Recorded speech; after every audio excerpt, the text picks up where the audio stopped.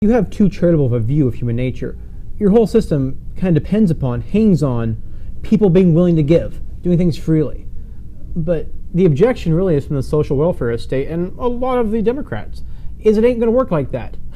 It's not going to work like that. The government, and a lot of the establishment GOP people, you need to use government to make sure things run efficiently. Even Romney says you got to use the government to make sure that you give a license to a bank, so you know what a bank is. Okay.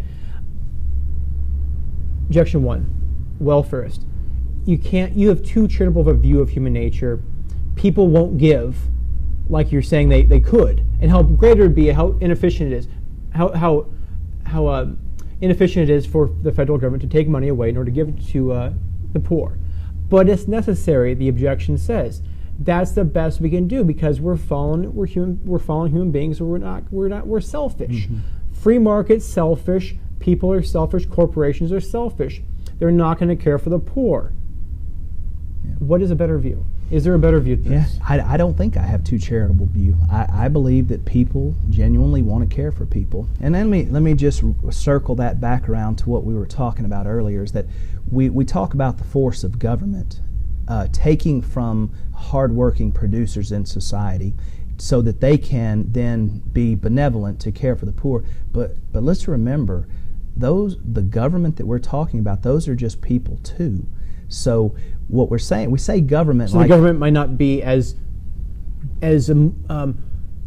not do what they're going to say, right? Either, right. And so we elect people to go there, and so we talk about government as if it's some benevolent entity, but those are just people. So when we say that the government must take from people in order to care for the needy, what we're saying is that this elected person, or 100 people, or 535 people, or whatever the number is, this elected people has some kind of wisdom that they know just how much to take from the producing class, and they know just who to care for with that.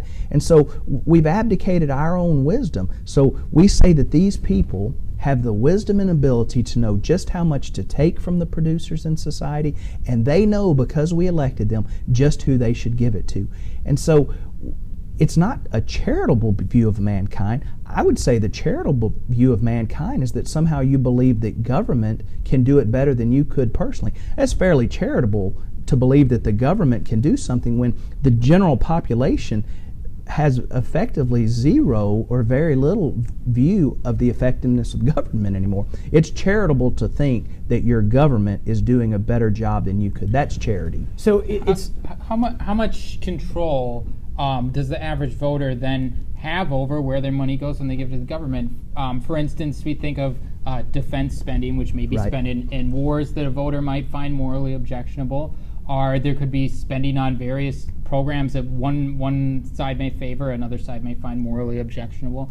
And then, of course, there's the question of how much should we be compensating these people who work in the government, the bureaucrats, the legislators themselves, most of whom make far more than the average American citizen.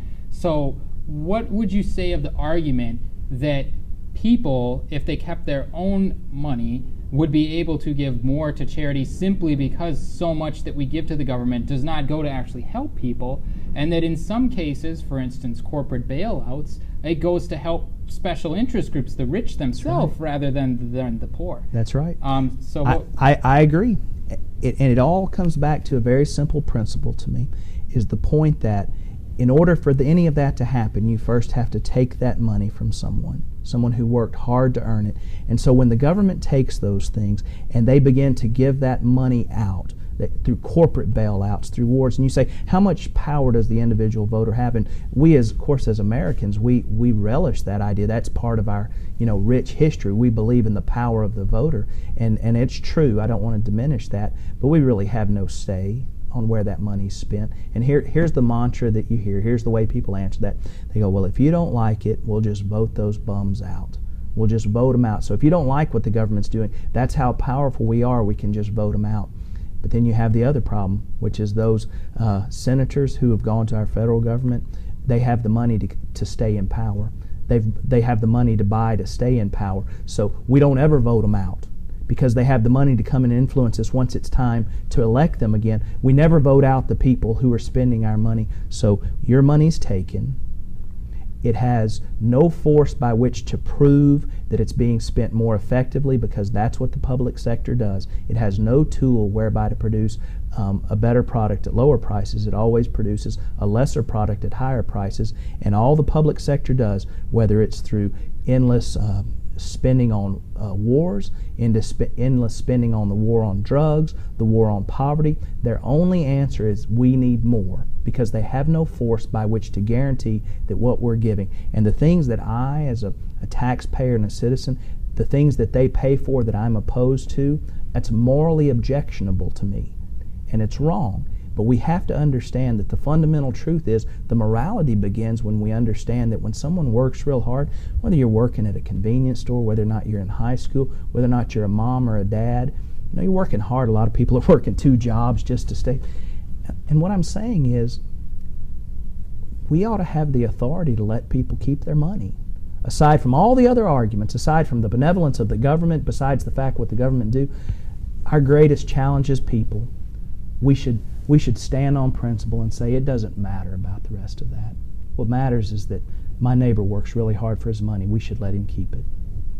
One of the things you mentioned is the war on drugs. This can be a contentious issue. You have some people who want to see drugs legalized, and then you have some other people who say, well, if we legalize drugs, it's dangerous because then you're going to have people who become addicted. What would you say the solution is? Is the solution to keep locking up people who use drugs, or is there another solution to deal with this problem? Yeah, I'm opposed to it. I'm opposed to it on several grounds. I'm opposed to the war on drugs, number one, because you don't have to be very smart to know that we've lost it. It's a failed war, just like the war on poverty. It just hasn't worked. And when people continue to say it does, it's foolish, and it makes us look foolish in the eyes of anyone who hears that. I'm opposed to it as a taxpayer. I am morally opposed to the fact that we take money, my money, to fight a war on something that I'm really not taking part of anyway. And some people would say, well, you don't understand what would happen to your family, you don't understand what would happen to your neighbors, but the drugs are already there. I'm just morally opposed to continuing to take our money to fight a war that's already lost. There's so many better options than that. Putting someone in jail for possessing drugs, that cause no harm to anyone. So I, as the taxpayer, I have to pay to fight the war on drugs. I have to pay to incarcerate the person who decided to use drug on their own volition. I have to pay to help rehabilitate that person for a period of however many years. Then I have to pay to help them get out, when the fact is they didn't do anything to harm me in the first place. I am morally opposed to that, because it's failed, and because I think as taxpayers, as much as we want our society to be healthy and on, we have to see that that's not working. If we kept our money, and if we did the work we were supposed to be doing in our local communities and raising our families, it wouldn't be affecting us that way anyway. That's fantastic. That's great. Okay. Dale Sorgen?